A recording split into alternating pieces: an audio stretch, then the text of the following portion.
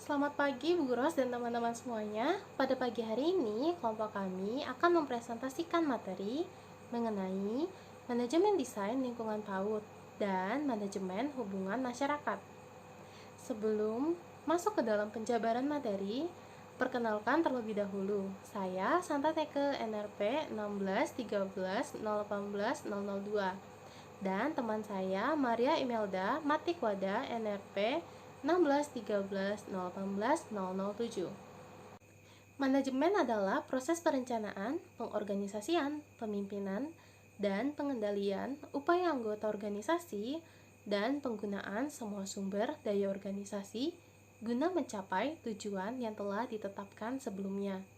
Sedangkan manajemen pendidikan adalah proses merencanakan, mengorganisasikan, mengarahkan, dan mengendalikan semua sumber personil dan material dalam dunia pendidikan, sehingga tujuan pendidikan dapat tercapai secara efektif dan efisien.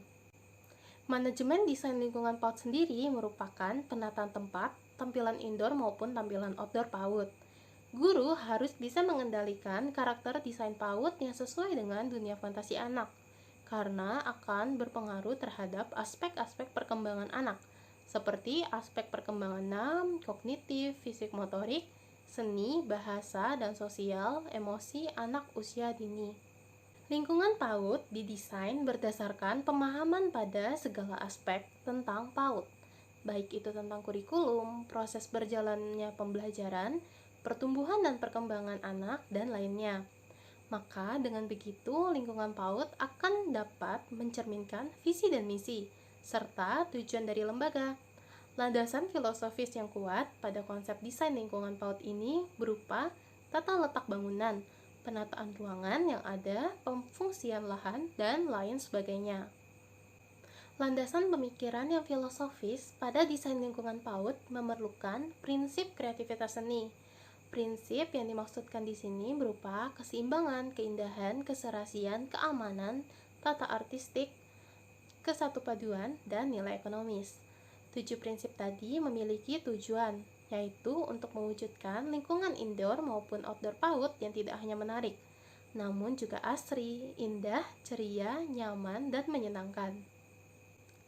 Terdapat 5 prinsip pengelolaan lingkungan PAUD. Yang pertama, memenuhi standar keamanan. Kedua, sesuai kebutuhan anak. Yang ketiga, memberikan perlindungan. Keempat, mendorong munculnya karakteristik anak. Dan yang kelima, memberikan rasa senang kepada anak. Ruang lingkup lingkungan PAUD. Yang pertama adalah perlengkapan musik pada area outdoor. Perlengkapan musik outdoor merupakan musik yang dimainkan di luar area kelas. Biasanya diputar pada halaman sekolah. Musik dapat diputar pada saat pagi hari atau pada jam istirahat, agar kegiatan bermain peserta didik dapat lebih ceria dan hidup. Musik intelligence merupakan kecerdasan intelijensi yang dapat dikembangkan melalui fasilitas ini. Hal ini dikarenakan peserta didik dapat mengekspresikan dan menikmati berbagai macam musik yang didengarkan. Ruang lingkup selanjutnya adalah perpustakaan anak. Meskipun di PAUD kebanyakan peserta didiknya masih belum bisa membaca, namun perpustakaan tetap penting bagi anak usia dini. Perpustakaan yang berada di PAUD haruslah menarik dengan tampilan full color, bercorak menarik, dan juga harus terdapat lebih banyak gambar dibandingkan tulisan. Perpustakaan di PAUD dapat berfungsi sebagai sarana untuk menyiapkan anak untuk dapat membaca, menulis, dan berhitung. Peserta didik dipersiapkan untuk dapat membaca, menulis, dan berhitung dengan cara memberikan stimulasi dalam bentuk permainan edukatif dan menyenangkan, sehingga anak bisa belajar sambil bermain dengan senang dan nyaman. Dan yang terakhir adalah laboratorium IT. Laboratorium IT dibutuhkan di PAUD, karena laboratorium IT ini bertujuan untuk mengenalkan peserta didik mengenai alat teknologi informasi dan komunikasi, dan beberapa unit komputer atau alat komunikasi seperti telepon, rumah, atau gawai saja sudah cukup. Hal ini dimaksudkan agar anak dapat mengenal teknologi sekaligus beserta dengan fungsinya. Lalu, anak juga bisa menggunakan teknologi tersebut dengan bijak dalam pengawasan orang tua. Selanjutnya adalah manajemen hubungan masyarakat dengan PAUD. Istilah hubungan masyarakat atau humas dikemukakan pertama kali oleh Presiden Amerika Serikat. Ialah Thomas Jefferson tahun 1807 dengan istilah public relation. Griswold menuturkan humas merupakan fungsi manajemen yang diadakan untuk menilai dan menyimpulkan sikap-sikap publik, menyesuaikan prosedur instansi atau organisasi untuk mendapatkan pengertian dan dukungan dari masyarakat. Menurut Glenat Denny Griswold, humas merupakan fungsi manajemen yang diadakan untuk menilai dan menyimpulkan sikap-sikap publik, menyesuaikan prosedur instansi atau organisasi dengan kepentingan umum, menjalankan suatu program untuk mendapatkan pengertian dan dukungan dari masyarakat. Adapun fungsi utama dari hubungan masyarakat adalah menumbuhkan dan mengembangkan hubungan baik antara lembaga atau organisasi dengan publik, intern dan ekstern, dalam menanamkan pengertian, menumbuhkan motivasi dan partisipasi publik dalam upaya menciptakan pendapat yang menguntungkan lembaga ataupun organisasi. Teman-teman, saya akan melanjutkan materi presentasi berikut, yaitu tujuan hubungan masyarakat dalam pendidikan.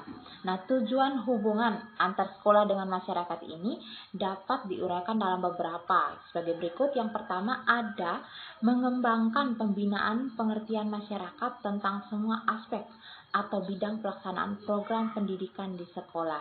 Jadi, lembaga sekolah wajib atau berhak memberitahukan kepada masyarakat terkait program-program yang terlaksana di sekolah. Nah, yang kedua ada menampung harapan-harapan tentang tujuan pendidikan di sekolah. Nah, masyarakat wajib atau berhak menerima atau mengetahui segala harapan-harapan atau tujuan pendidikan pelaksanaan program di sekolah. Yang ketiga ada memperoleh partisipasi, dukungan dan bantuan secara konkret atau nyata dari masyarakat, baik berupa tenaga, sarana maupun dana demi kelancaran tercapainya tujuan pendidikan. Ini dimaksudkan di mana masyarakat ketika sekolah membutuhkan sarana, tenaga dalam membantu kegiatan di sekolah yang membutuhkan tenaga masyarakat perlu membantunya.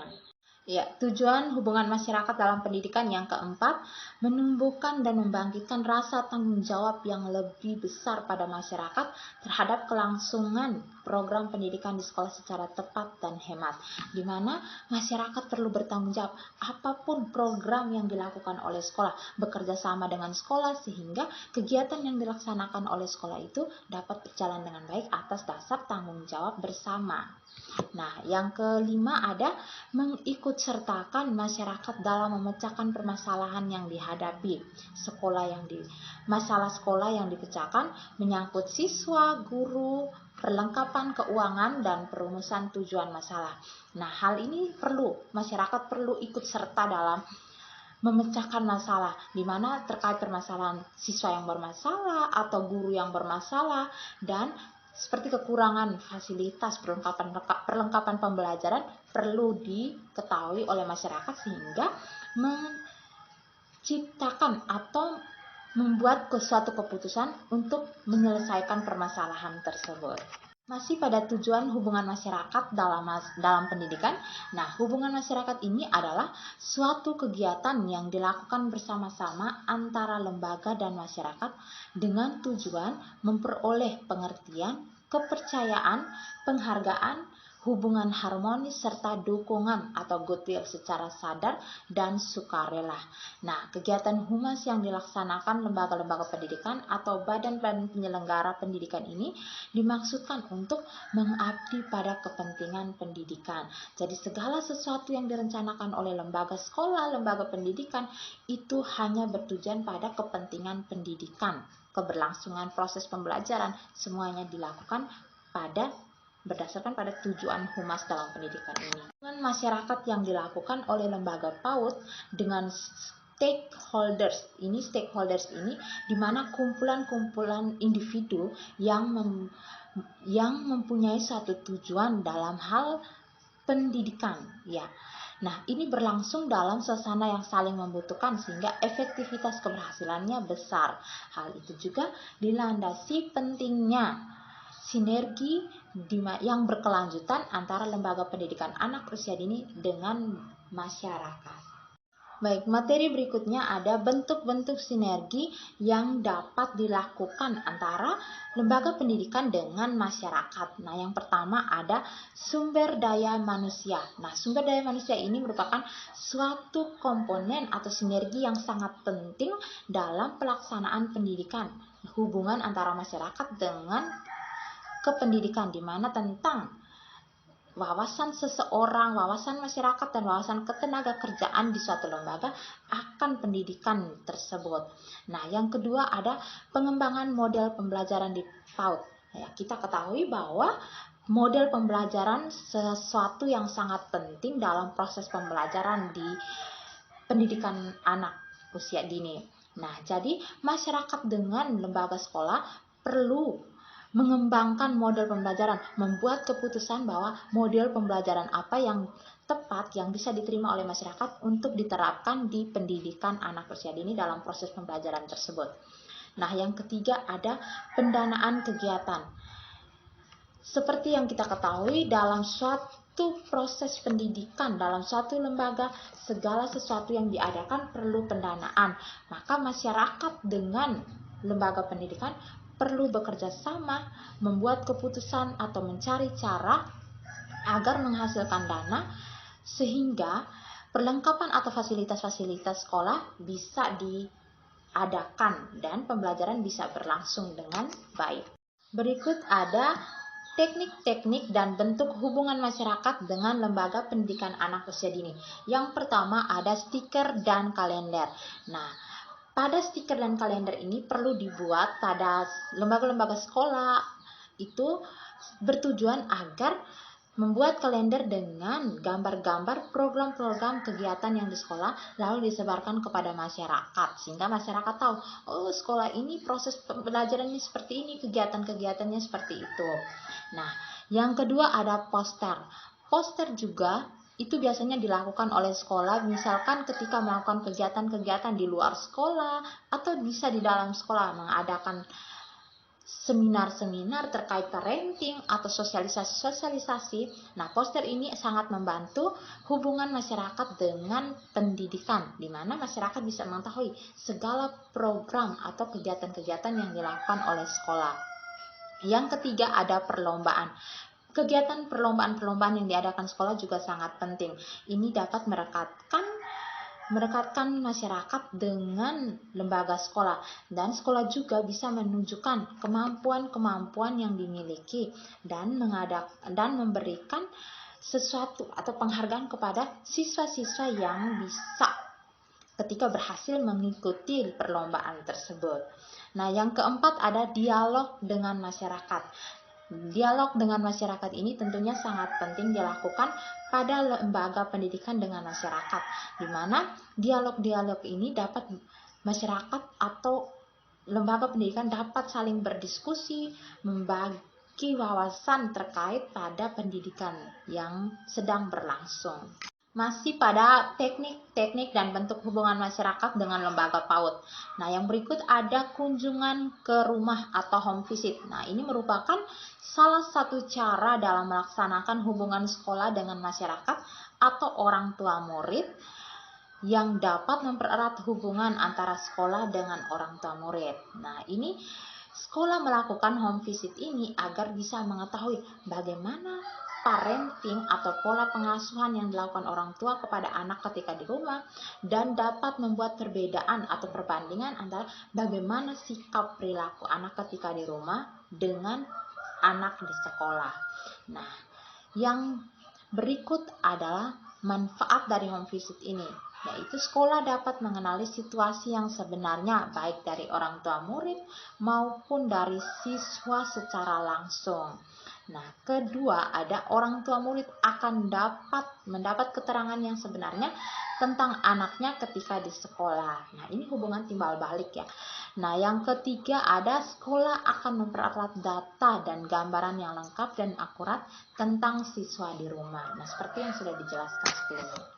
Ya, teknik dan bentuk hubungan masyarakat dengan lembaga pendidikan anak usia dini berikutnya adalah partisipasi sekolah dengan masyarakat lingkungan setempat. Nah, sekolah dapat berpartisipasi dengan masyarakat setempatnya melalui kegiatan-kegiatan yang bersifat umum seperti kerja bakti di lingkungan masyarakat, gotong royong kebersihan lingkungan, dan beberapa kegiatan lainnya. Materi berikutnya adalah bentuk dukungan masyarakat. Nah, komunikasi tentang pendidikan kepada masyarakat tidak cukup hanya dengan informal verbal saja. Nah, tetapi perlu dilengkapi dengan pengalaman nyata yang ditujukan kepada masyarakat agar timbul citra positif tentang pendidikan di kalangan mereka, kalangan masyarakat. Nah, sebab masyarakat pada umumnya ingin bukti yang nyata terkait pendidikan sebelum mereka memberikan dukungan. Jadi itu seperti mengiklankan sekolah, menunjukkan kepada masyarakat tentang kenyataan yang dialami oleh sekolah sehingga masyarakat bisa mempercayakan, memberikan dukungan yang penuh kepada lembaga pendidikan tersebut. Beberapa contoh partisipasi masyarakat dalam pendidikan. Nah, yang pertama, menyediakan fasilitas belajar di rumah dan membimbing putra-putrinya. Nah, ini masyarakat atau orang tua wali perlu menyediakan atau menyeimbangi fasilitas-fasilitas yang di rumah dengan di sekolah sehingga tumbuh kembang anak itu seimbang ketika di rumah dengan di sekolah. Yang kedua, ada menyediakan perlengkapan belajar yang dibutuhkan untuk belajar di sekolah seperti pensil, penghapus, atau hal-hal lain, bentuk-bentuk perlengkapan lain yang dibutuhkan anak ketika belajar di sekolah. Nah, yang ketiga ada memberikan umpan balik kepada sekolah tentang pendidikan, terutama yang menyangkut keadaan putra-putrinya. Nah, orang tua perlu memberitahu kepada lembaga sekolah terkait apa yang mereka lihat tentang anak mereka ketika di rumah, bagaimana anak mereka belajar, bagaimana anak mereka bersikap dan berperilaku di rumah dapat dilaporkan kepada lembaga pendidikan. Yang berikut ada bersedia datang ke sekolah bila diundang atau diperlukan oleh sekolah. Nah, ini orang tua sangat dibutuhkan ketika sekolah membutuhkan tenaga orang tua atau ketika sekolah akan memberikan feedback terkait anak, laporan tentang anak, orang tua perlu datang ke sekolah. Yang ketiga, ikut berdiskusi memecahkan masalah pendidikan seperti sarana prasarana, kegiatan keuangan, program kerja, dan sebagainya. Yang berikutnya ada bersedia menjadi tenaga pelatih atau narasumber bila diperlukan oleh sekolah. Berikut ada menerima para siswa dengan senang hati bila mereka belajar di lingkungan masyarakat. Nah, masyarakat diharapkan agar bisa menerima anak ketika anak melakukan kegiatan-kegiatan di lingkungan masyarakat. Nah, yang berikut ada memberi layanan atau penjelasan kepada siswa yang sedang belajar di masyarakat. Yang berikutnya, menjadi responden yang baik dan jujur terhadap penelitian-penelitian siswa dan sekolah. Yang berikut, bagi ahli pendidikan bersedia menjadi expert dalam membina sekolah yang berkualitas.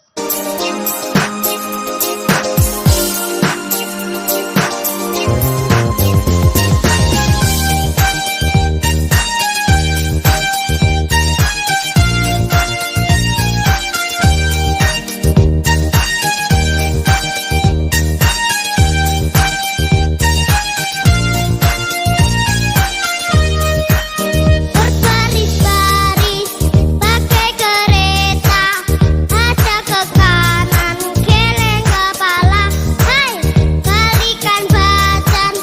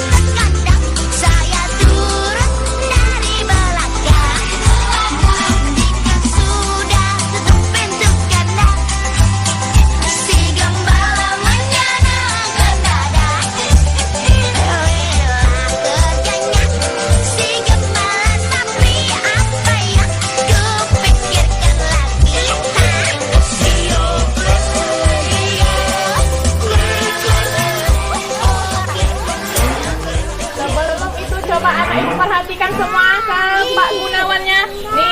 Nih Pak Gunawannya. Halo Pak Gunawan. Sampaikan saya mananya. Suaranya. Mana? Pak Gunawan. Warahmatullahi wabarakatuh.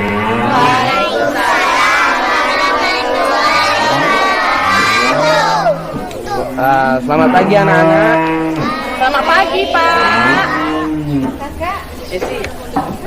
Di depan anak-anak sekalian sekarang ini, nah inilah yang namanya sapi perah. Jadi adik-adik suka minum susu? Suka. Ada yang nggak suka minum susu? Ada suka minum susu. Suka. Ada yang nggak mau minum susu? Suka semua. Iya lucu. Lucu ya Bu. Iya, jadi yang susu adik-adik minum, itu dari sapi yang ini. Nih ya, nih. Ibu. Dengar Yang susu anak ibu minum ini dia dari sapi nih. Sapi makannya apa? Kalau di sini kita tanam rumput yang besar, yang tinggi, rumput gajah namanya. Rumput apa namanya? Gajah. Jadi dari yang sapi ini diperah, nanti susunya diolah jadi macam-macam.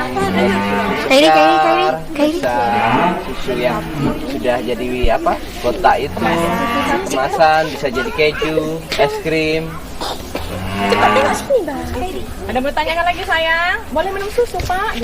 Ada yang bertanya. Dia bertanya dulu. Nanti minum susunya bisa di depan nanti, ya. Jangan minum dari sapinya nanti. Siapa mau jadi seperti Pak Gunawan? Siapa mau jadi seperti Pak Gunawan? Ayo dokter hewan, ayo tanda tangannya. Iya, ramai yang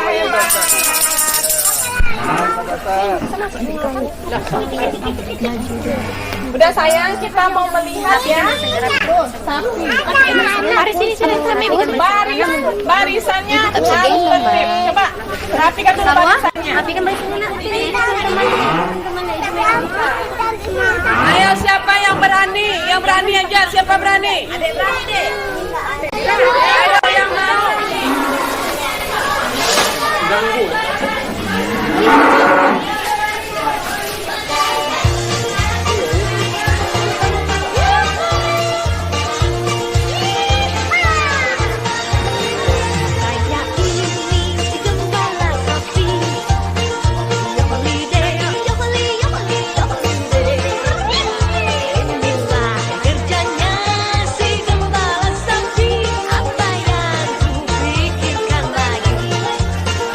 Jika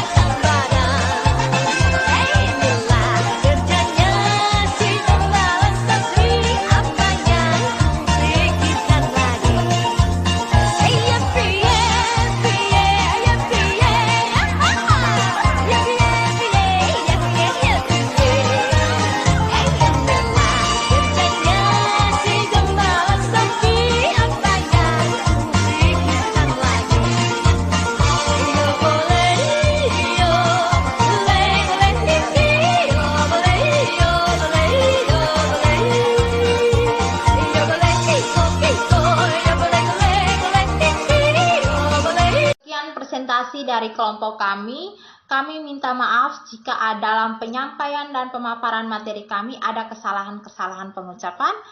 Nah, jika teman-teman kurang memahami pemaparan materi kami hari ini, teman-teman bisa bertanya pada forum diskusi. Terima kasih.